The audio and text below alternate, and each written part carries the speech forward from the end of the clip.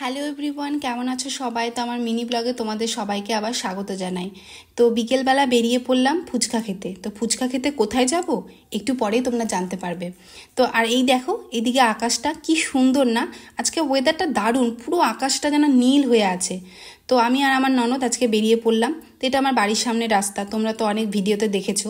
Auto করে চলে এলাম মদনপুর স্টেশনে। এখানে এসে দুজনের জন্য দুটো টিকিট নিয়ে নিয়েছিলাম, তারপর লোকাল ট্রেনে উঠে পড়লাম। তো প্রথমে আমরা যাব নৈহাটি, তারপরে ওখান থেকে কোথায় যাব একটু পরেই জানতে পারবে। তো নৈহাটি লোকাল ট্রেনে উঠে পড়েছি। তো লোকাল ট্রেনে কার কেমন অভিজ্ঞতা আমাকে অবশ্যই কমেন্টে জানিও। তো আজকে ফাঁকা ছিল ট্রেনটা, ভীষণ হাওয়াও হচ্ছিল, তা দরজার ধারে দাঁড়িয়েছিলাম। বেসিক্যালি আমি দরজার ধারে খুব একটা দাঁড়াই না। আর এই যে দেখো কাঁচরাপাড়া স্টেশন, কাঁচরাপাড়া স্টেশন থেকে কারা কারা শপিং করো বা করতে ভালোবাসো অবশ্যই কমেন্টে জানিও কিন্তু।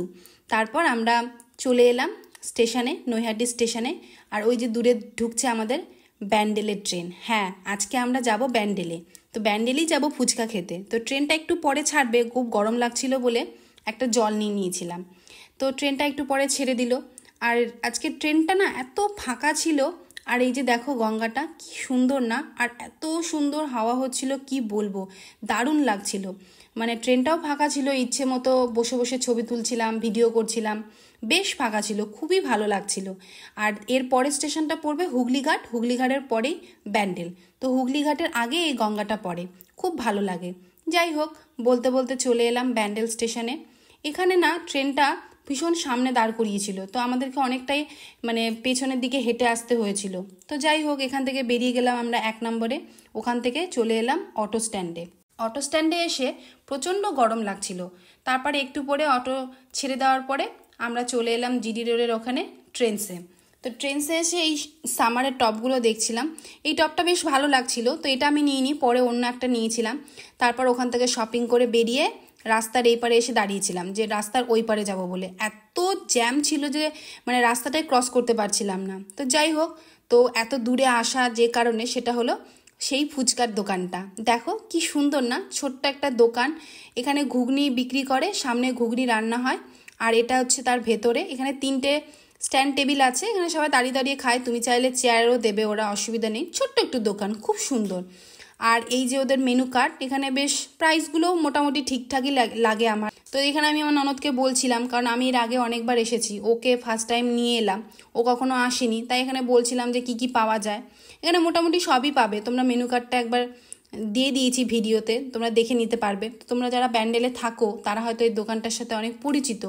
আমি নই, কিন্তু এত দূরে ফুচকা খেতে আসার একটাই কারণ, যে দোকানটা ভীষণ ভালো।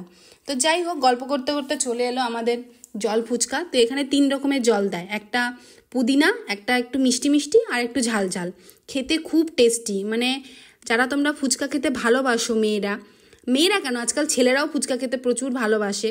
তো ফুচকার জন্য এত দূরে তো আসাই যায়, কি বলো?